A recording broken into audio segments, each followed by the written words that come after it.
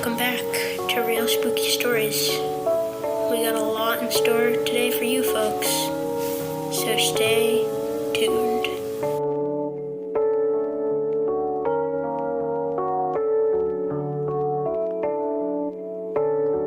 War. You've all heard of it. It's definitely not the most peaceful argument. But today we will hear a story from our first-hand perspective of someone who had to evacuate.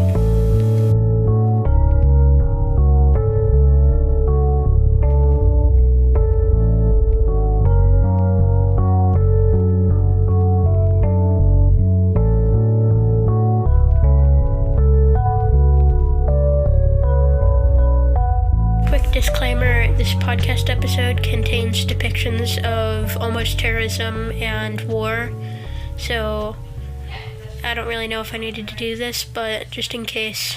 Alright, going back to the episode. Bye. Hello, my name is Alden, and I am interviewing Becky Taylor, Alden's mom. And today we're going to go over a spooky story that my mom has to share.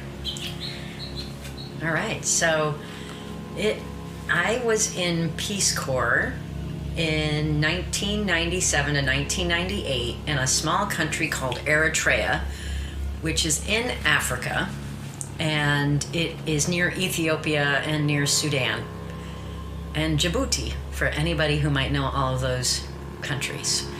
And I was there teaching English and learning more than I was teaching. And there was a disagreement that started between Ethiopia and Eritrea. And Eritrea had just found their freedom from Ethiopia. I believe it was 1993. And Eritrea started to have their own money, and they started to restrict Ethiopia from being able to use their port. And Eritrea is right on the Red Sea. So Ethiopia was getting grumpy about that. And I was living in a village that was sort of more probably like a Burlington kind of city. It was a little bit bigger. And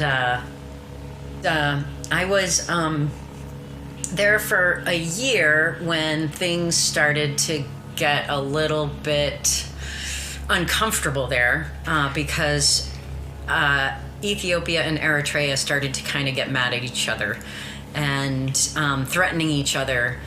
I want to use your port, Ethiopia would say, and Eritrea said, well, you got to pay now. So this kind of went back and forth for a period of time. And Eritrea got upset about it, and they sent some tanks down to the border of Ethiopia and Eritrea. And I was, it was a little scary. It went right through my village, and that was a little scary. And soon after it, there were... God, I don't know which way to go, but there was a situation that happened. There were two situations that were scary. The first one was when I was actually asleep and at 3 or 4 o'clock in the morning, and people started banging on our door where I was staying. I was staying with a family that was, the head male was Ethiopian, and he was, I guess, I didn't know this, but he was starting to kind of complain to Eritreans about what was going on, and so there was some friction. So some people came and banged on our door with the butt of a gun, and it woke me up and it scared me. And then they took the head man of the family away, and the family was just saying, oh, he's gonna be fine, don't worry. And of course I was worried, but he did come back some hours later, but it was a little scary. So there was that situation that happened that was unnerving, and I wasn't sure what would happen. People do disappear in other countries, and that's a scary thing.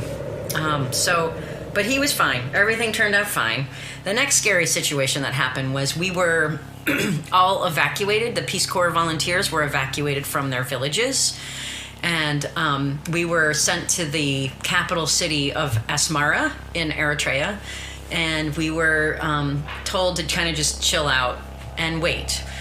So we did that, and I think we did that for 2 or 3 days, and then we were told we were going to be evacuated completely from the country and that our Peace Corps volunteer time would end.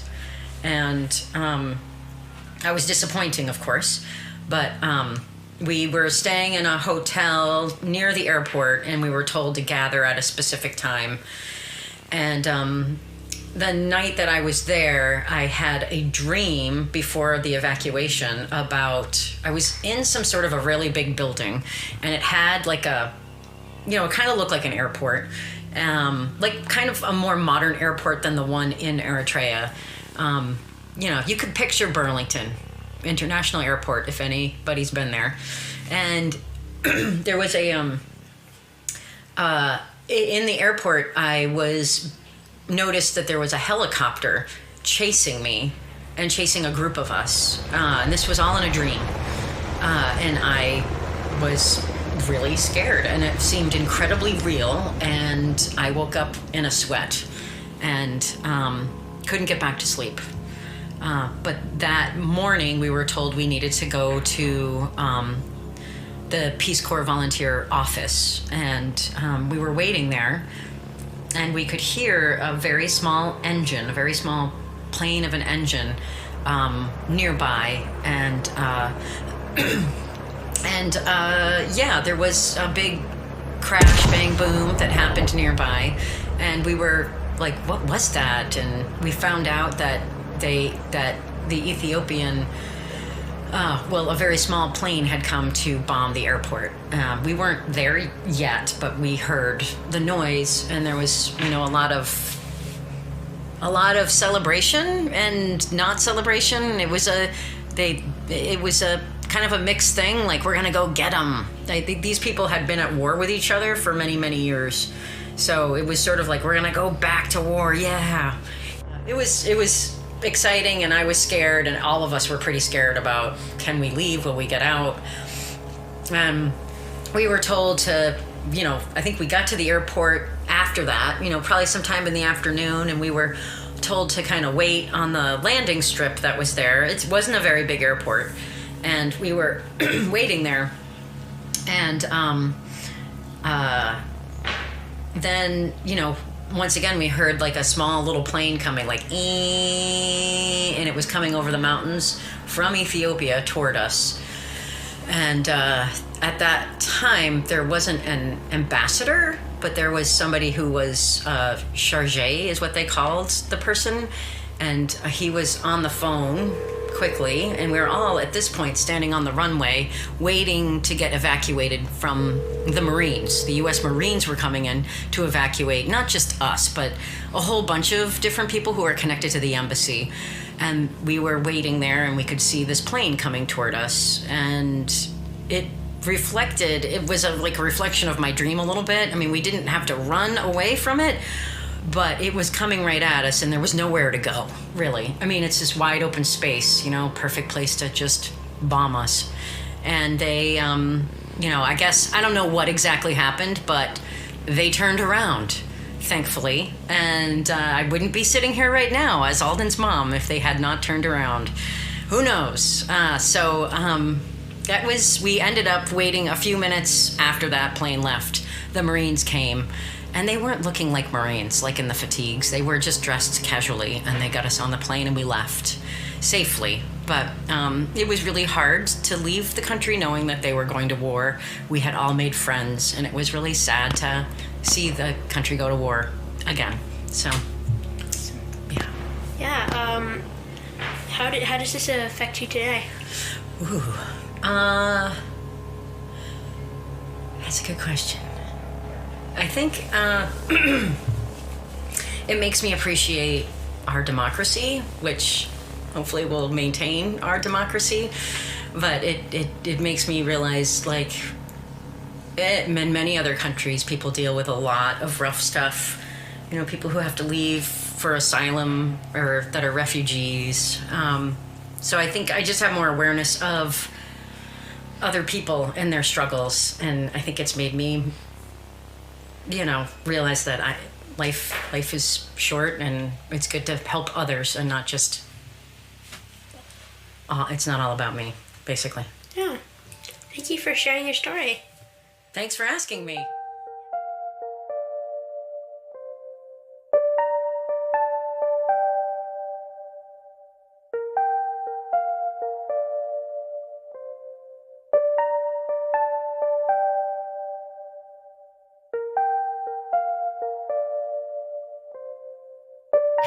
Welcome back.